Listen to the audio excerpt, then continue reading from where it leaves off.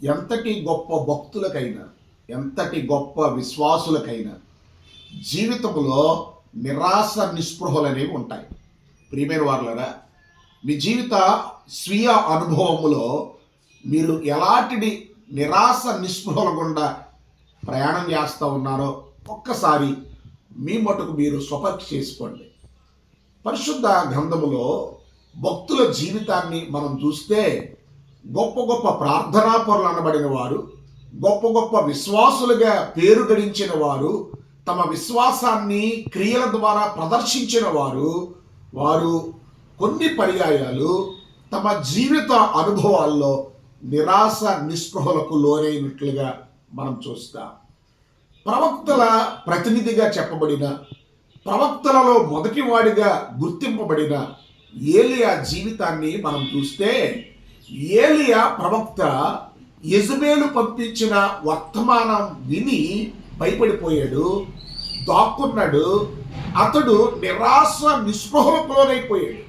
మనము ఏలియా జీవితాన్ని చూసినప్పుడు రాణి అయిన యెజబెలు ఒక దూత చేత పంపిన వర్తమానం విని అతడు దాక్కున్నాడు. యెహోవా కొరకు మహారోషము గలవాడనై నేను ఒకడును మాత్రమే మిగిలి ఉన్నాను అని అంటాడు. అట్లాంటి టైంలో దేవుడైన యెహోవా ఏలియాను ప్రశ్నించాడు.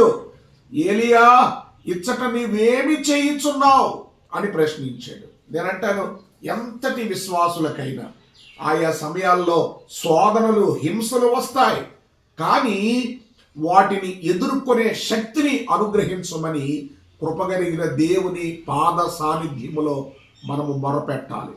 ఏలియా అంటాడు, మరణాపేక్ష కలిగిన వాడై ఇంత మటుకు చాలును, నా జీవితము ఎంత మటుకు చాలును అని అంటాడు. 4వ వచనములో మనం చదువుతాం. నేనంటాను, సాతాను యొక్క అంబుల పదులో అన్ని ఆయుధాల కంటే మిక్కిలి శక్తివంతమైనది నిరాశ అనేటువంటిది ఆయుధం. కనుక నీ జీవితంలో నిరాశ నిస్పృహల గుండా నువ్వు ప్రయాణం చేస్తా ఉన్నావా? ఆలోచన చేయండి. యోబు జీవితాన్ని కూడా మనం చూస్తే, యోబు జీవితంలో కూడా ఇలాంటి అనుభవాన్ని మనం చూస్తాం. తాను పుట్టిన దినాన్ని అతడు శపిస్తూ వచ్చాడు, నిరాశ నిస్పృహలకు లోనయ్యాడు. తన భక్తి జీవితము, విశ్వాస జీవితము అపవాది చేత శోధింపబడుతూ ఉన్నప్పుడు, దేవుడు పరిశోధిస్తూ ఉన్నప్పుడు అతడు కూడా తన జీవితంలో గొప్ప నిరాశ నిస్పృహలకు లోనైనట్లుగా మనం చూస్తాం. నేను ఏలియాని జ్ఞాపకం చేశాను. అతడు బదిరీ వృక్షము క్రింద కూర్చుని నిరాశ నిస్పృహలకు లోనయ్యాడు. అట్లాగే బైబిల్లో మనం చూస్తాం, సొలొమోను సమాధానకర్తగా అర్థం ఇచ్చేటువంటి సొలొమోను తన జీవితంలో తన చుట్టూ ఉన్న ప్రపంచాన్ని చూచాడు. అతడు చూచినది హద్దు అదుపు లేని క్రౌర్యం. కానీ తాను చూచిన దాని అంతటిని బట్టి సొలొమోను నిరుత్సాహపడిపోయాడు, నిరుత్సాహం చెందాడు, నిరాశ చెందాడు సొలొమోను రాజు. అట్లాగే మనము బైబిల్లో చూస్తాం, యోనా జీవితాన్ని చూస్తే, యోనా గ్రంథం 4వ అధ్యాయంలో మనం చదువుతాం.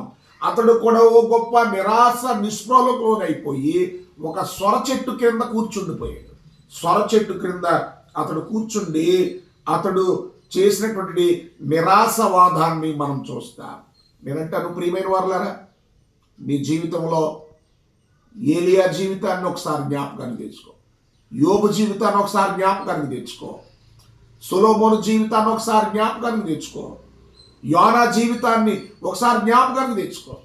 వీళ్ళందరూ పరిశుద్ధ గ్రంథమైన బైబిల్లో లిఖించబడిన భక్తులే, గొప్ప గొప్ప భక్తులే. కానీ వారి జీవిత స్వీయ అనుభవాన్ని మనం చూస్తే వారు అనేక సందర్భాల్లో నిరాశ నిస్పృహలకు లోనైన సందర్భాలు మనం చూస్తాం. నేనంటాను, మన జీవితాన్ని ఎలాంటి నిరాశ నిస్పృహ మనలను కృంగతీయటానికి వీల్లేదు. నిరాశ నిస్పృహల గుండా మనం ప్రయాణం చేస్తూ ఉన్నప్పుడు నేనంటాను, భక్తుడైన ఇర్మియాను జ్ఞాపకం తెచ్చుకోండి. ఇర్మియా తనకు అప్పగింపబడినటువంటి బాధ్యతల్లో నమ్మకంగా, యథార్థంగా, ధైర్యంగా అతడు నిలబడి ముందుకు వెళ్ళిపోయాడు. అట్లాంటి ధైర్యాన్ని కలిగి ముందుకు వెళదాం. అట్టి కృప ధన్యత త్రియేక దేవుడు మనకు అనుగ్రహించున్నట్లు ఇర్మియా వలె ముందుకు సాగిపోవాలని, నిరాశ నిస్పృహలకు లొంగిపోకుండా వర్ధిల్లాలని మిమ్మల్ని కోరుతూ నేను ముగిస్తూ ఉన్నాను. May God bless you.